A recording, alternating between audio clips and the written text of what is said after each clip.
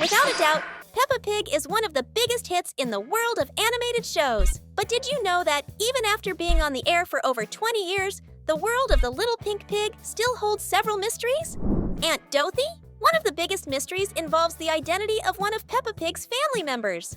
As the Peppa Pig episodes aired, we noticed that Peppa's family is bigger than it first appeared. Among the closest relatives are the well-known Grandpa and Granny Pig, who are Mommy Pig's parents. However, in the episode Horsey Twinkle Toes, we find out that Peppa's mom isn't an only child. She has a sister named Dottie, who lives in a distant country and occasionally sends presents for her two nephews to enjoy. As you might guess, Dottie is a nickname for Dorothy, a female name. However, we've never seen a picture of Mommy Pig's sister in Grandpa and Granny Pig's house, nor any other memories that hint at her. At least that's what we thought, until the episode Grandpa's Computer, where we notice an old and intriguing black and white photograph on one of the shelves in Grandpa Pig's office. In the photo, there are two young children, a boy and a girl. And since the photo is in black and white, we can assume it's not Peppa and George. This raises the question, does Grandpa Pig have 3 children? Mommy Pig, Aunt Dottie, and a still unknown brother?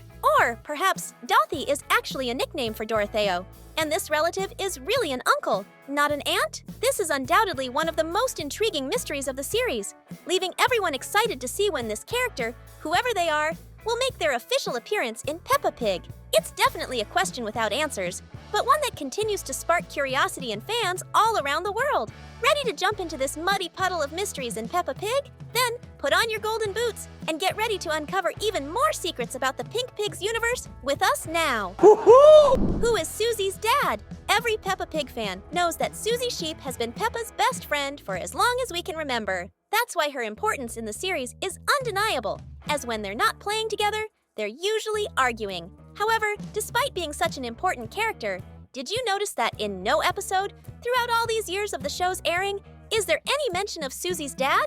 Why is it that her father has never appeared or even been mentioned, despite being a character who, theoretically, should have a relevant role in the story? The mystery deepens when we remember that Susie and Peppa have known each other since they were babies. Curiously, this friendship between the girls mirrors the friendship between their mothers, who are also best friends, making it even stranger that Mommy Pig has never said anything about Susie's dad. Given that Mommy Pig probably knows this mystery well, it's intriguing that she's never brought it up either. For this reason, the mystery remains. Who exactly is Susie Sheep's dad? The Fire Chief. In the episode, The Fire, we discover that Mommy Pig has a busy schedule, just like the other moms in the show. While Daddy Pig is at a barbecue with other dads, Mommy Pig heads to a training session with the fire department alongside her friends. When they arrive at the fire station, we see that the group is made up of Peppa's friends' moms, like Mummy Pony, Mummy Dog, Mummy Sheep, and Mummy Rabbit? Here's where the confusion begins. Are we seeing Mummy Rabbit at the fire station? Or is it actually Miss Rabbit, her twin sister? Miss Rabbit is known for having many jobs, so it's quite possible she's the fire chief. But since all the other women at the training session are moms, it would make more sense if it were Mummy Rabbit there at the time. This confusion gets even more interesting when we realize that none of the moms' children are present. Daddy Pony, for example, is at the barbecue. But where's little Pedro Pony? Maybe he's with Danny Dog and his dad. But what about Rebecca and Richard Rabbit? If both of their parents are out, who's taking care of the kids? The answer could be that they're with their mom, if the fire chief is Mummy Rabbit and not her sister. This is yet another mystery that remains unsolved in Peppa Pig, making the series even more fun to follow. But if you also love theories and intriguing facts, leave your comment below with the word mystery.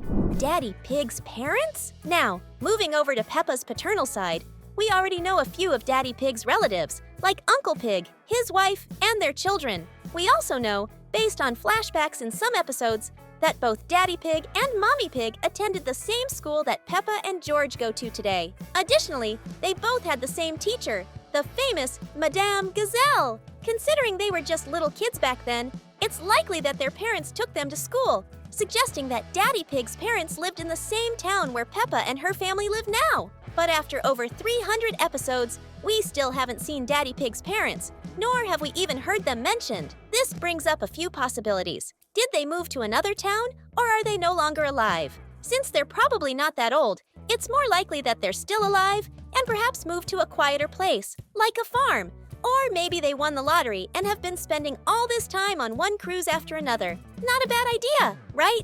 the origin of the vegetables. In Peppa Pig's world, one of the biggest TV stars is, without a doubt, Mr. Potato, a beloved character on television alongside French Fry. Besides these two characters, in the Christmas special, we learn that Mr. Potato has a family, including Mrs. Carrot, Blueberry, and Sprout, who appear with him in various shows. But the burning question is, how can vegetables be conscious and even have superpowers, like Super Potato? That's definitely stranger than seeing animals live like humans, because after all, animals make sounds and communicate in the real world. But vegetables? Well, that's a whole other level of weird. What's funny is that the show's creators play with this absurdity in the episode where Mr. Potato opens a fitness center, and the kids innocently ask whether they should eat vegetables, considering Mr. Potato himself is, well, a vegetable. It would be interesting to learn the origin of these quirky characters. Maybe one day we'll get a clear answer about this?